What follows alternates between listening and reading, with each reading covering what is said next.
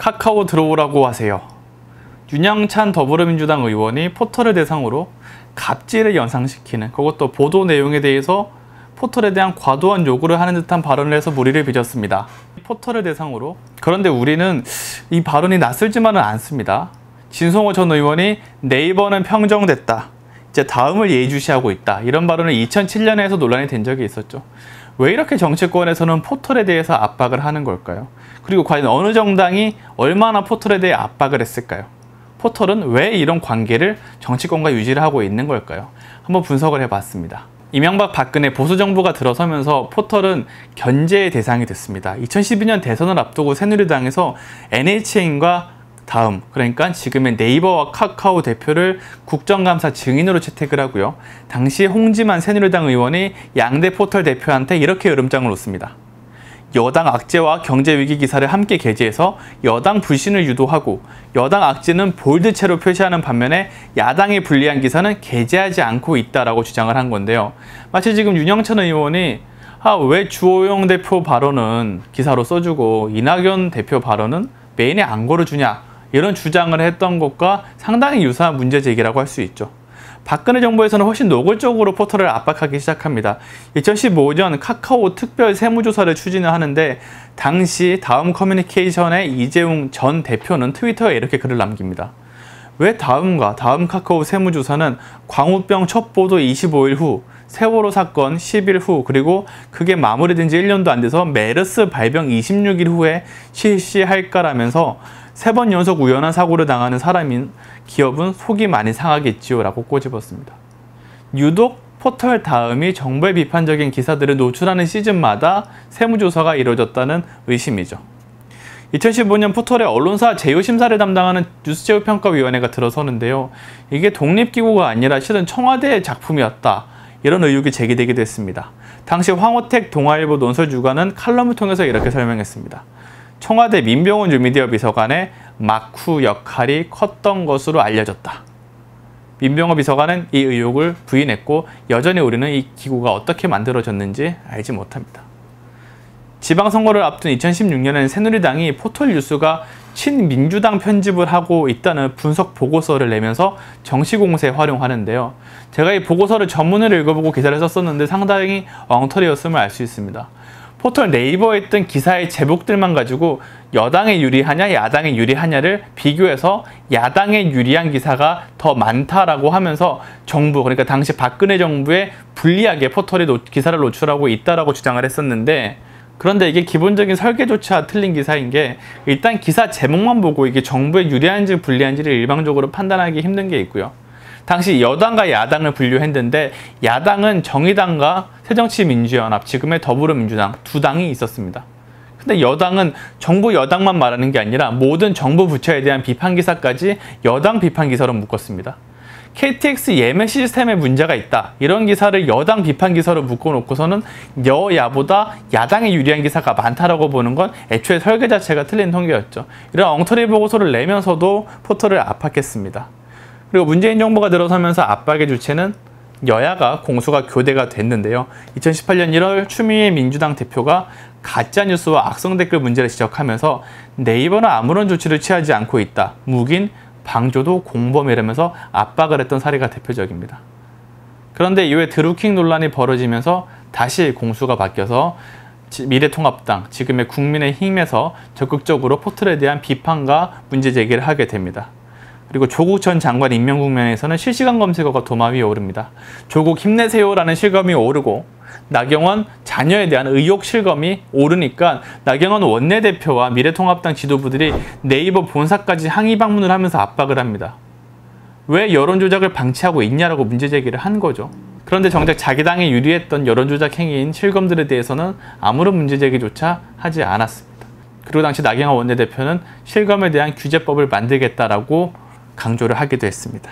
지금까지 포털이 얼마나 압박을 받았는지 설명을 드렸는데요. 여야 모두 자유롭지는 않은 것 같습니다. 하지만 그 중에서도 특정 정당이 훨씬 더 노골적인 방식으로 포털을 압박했음을 알 수 있죠. 저는 윤영찬 의원의 발언이 매우 심각한 문제라고 생각을 합니다. 하지만 그의 발언을 비판하고 윤영찬 의원의 사퇴까지 촉구하는 국민의힘이 과연 그럴 자격이 있는지, 포털에게 얼마나 큰 언론 자유를 누리게 해줬는지 의문이 들고 있습니다. 그런데 여기서 또 하나 짚어볼 포인트가 있는데요. 왜 포털은 우리가 슈퍼갑, 대한민국 여론을 가장 좌우하는 집단이라고 생각을 하지만 왜 이렇게 정당의 압박에 끌려다니는 듯한 모습을 보이는 걸까요? 윤영찬 의원은 실제로 해명 과정에서 이렇게 얘기했습니다. 윤영찬 의원은 네이버 부사장 출신으로 네이버 대관, 그러니까 정치권을 담당해서 일종의 로비스트 역할을 하는 그런 업무를 수행했던 사람인데요. 네이버 대관을 담당하며 많은 의원들과 얘기했다. 여기 계신 분들이 불러서 국회에 와서 얘기를 들었다. 의원들이 충분히 하실 수 있는 말이라 생각했다라고 해명을 합니다. 그러니까 달리 말하면 국민의힘 의원들이 불러서 내가 직접 국회에 찾아간 적이 있다라고 얘기를 하는 거죠. 그렇다면 왜 이렇게 슈퍼갑처럼 보이는 네이버가 국회의원들이 부르면 이렇게 달려가야 하는 걸까요? 사실 여기에는 몇 가지 맥락을 살펴볼 필요가 있는데요. 좀 이상한 게 국회의원들이 조선일보 기사가 마음에 안 든다고 해서 조선일보 와라 가라 이렇게 하지는 못하잖아요. 근데 더 힘이 강력해진 포털에 대해서는 이렇게 얘기를 할 수 있습니다. 국회에 네이버 다음 포털 대관 인력들이 사실상 상주를 하고 있습니다. 이 사람들이 하는 일은 일종의 로비입니다. 국회의원들이 만나서 포털에 유리한 법안이 만들어지고 포털에 불리한 법안이 나오면 안 된다고 반대하고 설득하는 작업을 하는 업무를 하는 사람들입니다. 이 사람들이 왜 필요하냐면 포털은 IT 기업입니다. 타다 사태를 다들 보셨죠? 국회가 법을 어떻게 만들고 정부가 어떻게 규정하느냐에 따라서 새로운 산업은 금세 몰락할 수도 있습니다. 네이버와 카카오가 진출하는 사업들은 대부분 규제가 들어서지 않은 새로운 산업입니다. 모빌리티, 인터넷 은행, 웹툰, 인터넷 소셜 상업 콘텐츠들, 이런 것들은 기존에 규제가 없기 때문에 포털이 만든 그런 새로운 사업들을 국회가 법 하나 만들어서 좌초시킬 수 있을 정도의 힘이 있습니다. 그렇기 때문에 언론사는 보지 않는 눈치를 포털은 봐야 하는 겁니다. 국회의원 입장에서도 신문사의 영향력이 크지 않은 반면에 사람들이 포털을 보고 있기 때문에 포털 기사에 훨씬 예민할 수밖에 없습니다. 그러니까 국회의원들이 문제인 것도 맞지만 포털 역시도 자신들의 이익을 관철하기 위해서 로비를 하고 있다, 이렇게 형성된 관계라고 볼 수 있습니다. 실제로 이런 관계의 특징을 보여주는 게 더불어민주당의 정책위원회라는 사무실이 있습니다. 이 사무실에서 이런 팻말이 붙었습니다. 네이버 관계자 절대 출입 금지. 제가 민주당 관계자한테 이 팻말이 왜 붙었냐고 물어보니까 네이버에서 자신들이 향한 규제 법안을 반대하느라 너무 지나치게 일도 못하게 찾아와서 자꾸 하소연을 해서 그냥 출입하지 말라고 붙여놨다고 합니다. 이렇게 포털에서는 국회에 상주를 하면서 자신들의 이해관계를 관철시키려고 노력을 하고 있는 겁니다. 그러니까 윤영찬 의원의 발언이 매우 문제인 건 맞지만 갑자기 저 멀리 있는 포털 관계자들이 갑자기 부른 게 아니라 어차피 국회에 대기해서 자기들의 이해 관철시키려는 이분들을 좀 부른다는 맥락은 조금 다르게 보일 수도 있을 것 같습니다. 그럼 많은 분들이 이런 의문이 들 겁니다. 정말 포털 장악이 가능한 걸까? 여당과 야당 모두 포털에 대해 압박을 한 건 맞지만 정말 외압을 가지고 특정한 의도를 가지고 포털에 대해서 기사를 좌우할 수가 있을까? 포털은 그렇지 않다라는 답변을 내놓았는데요. 꼭 그런 건지 아닌지를 좀 더 살펴볼 필요가 있다고 생각합니다. 우선 2017년에 이런 사건이 있었습니다. 엠스플 뉴스가 보도했던 사건인데 한국 프로축구연맹의 홍보팀장이 네이버 스포츠셀 이사에게 자신들에게 비판적인 기사가 지금 스포츠맨에 떠 있다, 내려달라고 요청했습니다. 그리고 몇 시간 후에 감사하다라는 문자 메시지가 도착을 합니다. 그리고 이 홍보팀장은 이렇게 얘기합니다. 이번이 마지막이 될 겁니다. 기사 청탁이 이루어지고 있고 마지막이라는 거는 이전에도 했다는 의미겠죠. 빈번하게 이루어졌음을 암시하는 대목입니다. 네이버가 이 사건이 있고 4개월 정도 지나서 결과를 발표합니다. 인정합니다. 우리가 기사를 청탁을 받아 재배열했다라고 인정하면서 사과를 합니다. 그러면서 제도 개선안을 발표하기도 하는데요. 해당 이사는 정직 12개월이라는 중징계를 받고 결국 회사를 떠나기도 했습니다. 네이버는 이렇게 해명을 합니다. 이건 스포츠 기사의 특성이다. 스포츠 기사는 일반 기사와는 다르게 이해관계자들에게 영향을 받는, 그러니까 스포츠 콘텐츠를 구매하는 인력들이 뉴스 배열도 같이 하고 있어서 이해 상충이 있었다. 하지만 일반 뉴스에서는 절대 이런 일이 벌어지지 않는다라고 얘기를 했습니다. 그리고 같은 해 한겨레가 이런 보도를 합니다. 삼성그룹 포털 장악 의혹을 제기를 하는데요. 2015년 5월 최아무개 삼성 미래전략실 전무가 장충기 전 미래전략실 사장한테 보낸 문자 메시지가 검찰 수사 과정에서 공개가 됩니다. 이런 문자입니다. 네이버와 다음에서 기사들이 모두 내려갔다. 양쪽 포털 사이트에 협조 요청을 해놔서인지 조간 기사가 전혀 노출되고 있지 않다. 삼성 이재용 부회장에 대해서 불리한 기사가 사건이 있었는데요. 당시 삼성에서는 이 기사를 내려달라고 포털에 요청을 했던 겁니다. 그리고 삼성에서는 포털이 자기네 청탁을 들어준 것 같다라고 설명을 하는 거죠. 다만 네이버와 카카오는 해당 기사들이 내려간 건 시간이 지나서 내려간 거지 절대 임의적으로 재배열한 건 아니라고 항변합니다. 결국 실제로 잡히는 사건은 스포츠에서 국한되고 일반 뉴스에 대해서는 외압에 의한 청탁에 의한 기사 재배열이 있었는지 없었는지는 저희가 확인할 수 없습니다. 하지만 이런 문제보다 진짜 심각한 문제는 정치권의 압박이 기사 한두 건을 내리고 올리는 걸 떠나서 네이버한테 큰 영향을 주고 있다는 겁니다. 네이버와 카카오 통틀어서요. 포털에 지금까지 했던 뉴스 서비스 개편들의 특징이 있습니다. 최근 몇 년 동안 포털 양사들이 뉴스 직접 배열을 포기하고 인공지능 배열을 도입하고요. 댓글과 실시간 검색어 제도를 개편하고요. 또 네이버는 첫 화면에서 뉴스를 뺐습니다. 이 개편들은 공교롭게도 모두 정치권들이 편향 논란을 제기한 다음에 이뤄진 개편들입니다.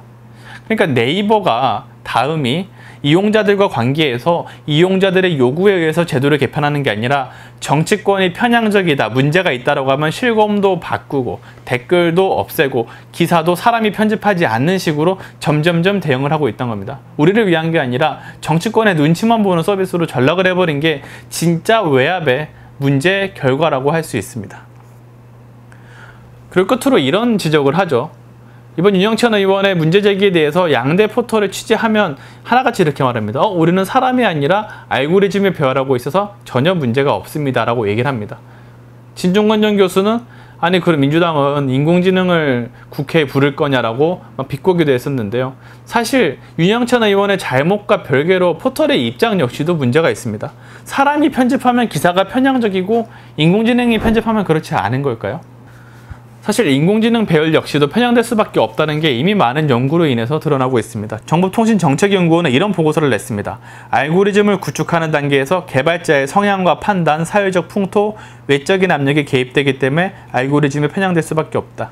예를 들어서 네이버는 알고리즘의 원리로 균형 잡힌 정보를 우선적으로 배열한다고 밝히고 있습니다. 근데 이 균형 잡힌 정보를 누가 판단하는 거죠?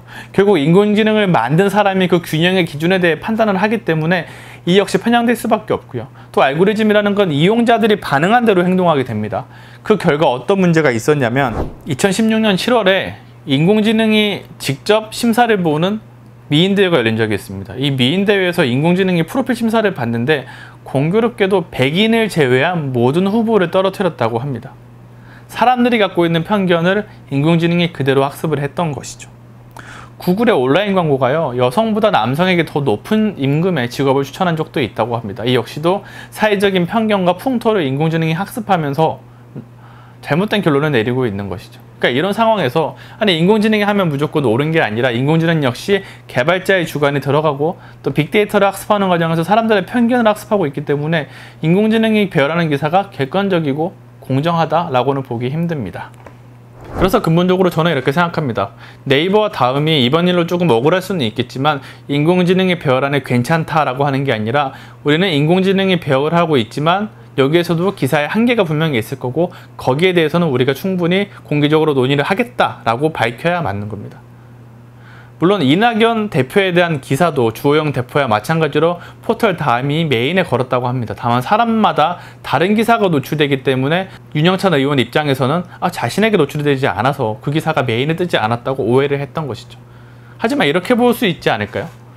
네이버가 특정 의원에 대해서 똑같이 기사를 메인에 걸더라도 A 의원에 대해서는 기사를 10분 걸고 B 의원은 1시간 동안 걸 수도 있잖아요. 그럼 이 차이는 인공지능이 했으니 문제가 없다고 하면 되는 걸까요? 왜 A 의원과 B 의원의 노출 시간이 달라졌는지에 대해서도 명확히 설명을 할 수 있어야 되는 건데 그냥 기승전이 인공지능이라고 하면 무조건 공정하다라는 착각을 주는 건 좀 아닌 것 같습니다. 윤영찬 의원의 발언이 분명히 문제가 있었고요.